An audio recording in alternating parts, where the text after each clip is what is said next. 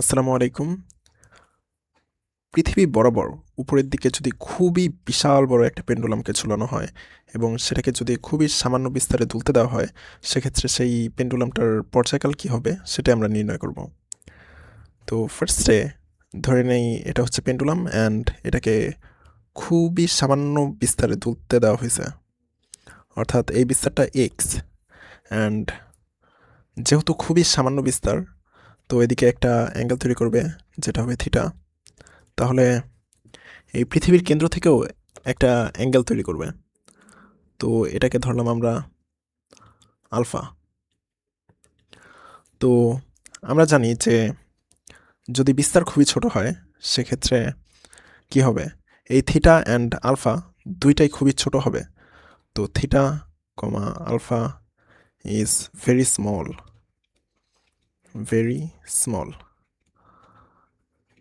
And যদি কোণ ছোট হয় সেক্ষেত্রে আমরা কি জানি যে theta nearly equal to sin theta nearly equal to tan theta.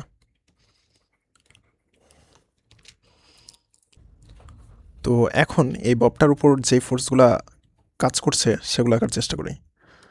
সেগুলা যেহেতু ববের একটা মাস আছে, সেহেতু এটার একটা ওজন আছে, অ্যান্ড এই ওজনটা কাজ করবে পৃথিবীর কেন্দ্র বরাবর, অ্যান্ড এটা হবে কি এমজি। অ্যান্ড যেহেতু ববটা সুতার সাহায্যে ঝুলানো আছে, তো একটা টান বল কাজ করবে যেটার মান হবে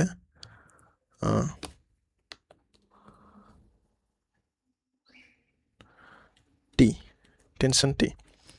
ওকে, তো এখন যদি আমরা কম্পোনেন্ট নেই তাহলে কি পাবো?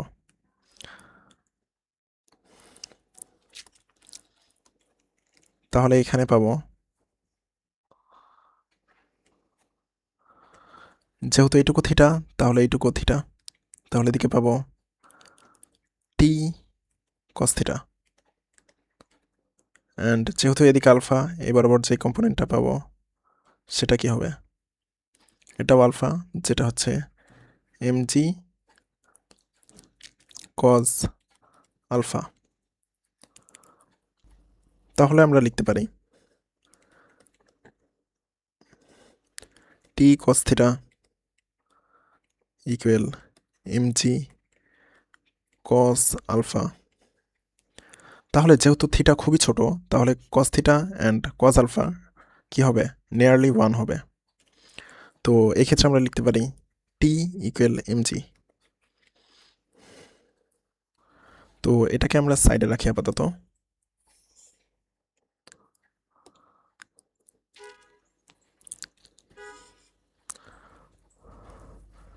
তো এখন যদি আমরা আবার দেখি যে এই ববটার উপর ভার্টিক্যালি কয়টা ফোর্স কাজ করতেছে, তো সেক্ষেত্রে কি পাবো, সেক্ষেত্রে পাবো যেহেতু এক্স পজিটিভ ডাইরেকশনে অ্যান্ড টি সাইন থিটা এটা কি হবে নেগেটিভ ডাইরেকশনে, তাহলে এটা পাবো, একটা পাবো টি সাইন থিটা অ্যান্ড আরেকটা ফোর্স কি পাবো এমজি সাইন আলফা। তাহলে এখানেও লেখা যায় এমজি সাইন আলফা।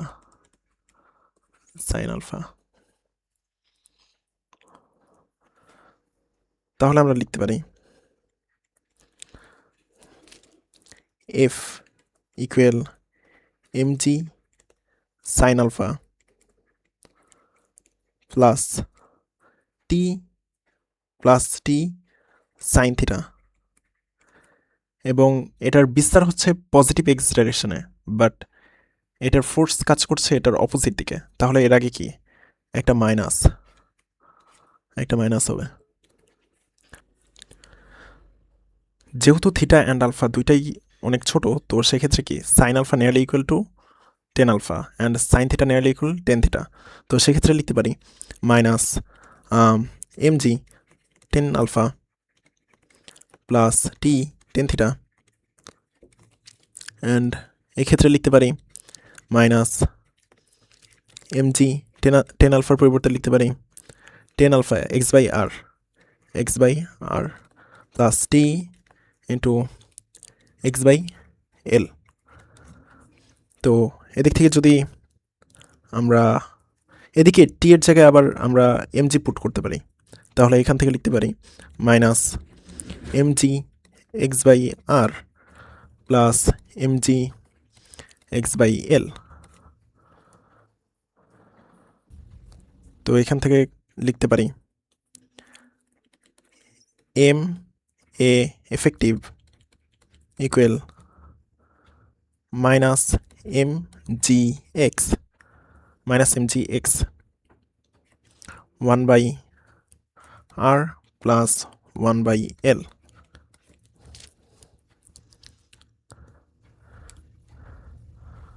তো এক্ষেত্রে আমরা লিখতে পারি A effective equal minus G into one by R plus one by L into X. And সরলসন্ধিত স্পন্দন গতির ক্ষেত্রে আমরা কি জানি যে A equal minus omega square X, অর্থাৎ মাইনাস এক্সের কোএফিসিয়েন্ট হচ্ছে ওমেগা স্কোয়ার। তাহলে লিখতে পারি omega square equal G into one by R plus one by L. And omega equal লিখতে পারি root over G into one by R into one by R plus one by L. তো এখন আমরা যদি পর্যায়কাল লিখতে চাই তাহলে কি লিখতে পারি যে T equal to pi by omega, and ওমেগার পরিবর্তে লেখা যায় T equal to pi by root over G into one by R plus one by L. তো এটাই হচ্ছে আমাদের বিশাল বড় কোনো যদি পেন্ডুলাম থাকে তো তার পর্যায়কাল। এখন এদিক থেকে আমরা কিছু ডিসিশন নিতে পারি যে যদি এই পৃথিবীর ব্যাসার্ধ এই লেন্থের তুলনায় অনেক অনেক বড় হয় তো সেক্ষেত্রে কী হবে। তো সেক্ষেত্রে আমরা লিখতে পারি যদি পৃথিবীর ব্যাসার্ধ এলের থেকে অনেক অনেক বড় হয় তাহলে লিখতে পারি T equal to pi root over L by G. And এটাই কিন্তু আমাদের simple পেন্ডুলামের পর্যায়কাল।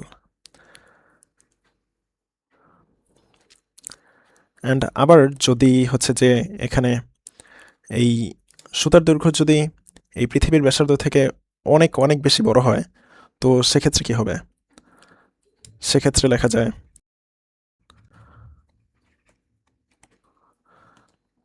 T equal to pi under root R by G. তো সেক্ষেত্রে এটার ভ্যালু হবে nearly root two hour, and যেটা কি 1.41 আওয়ার or 86 মিনিট।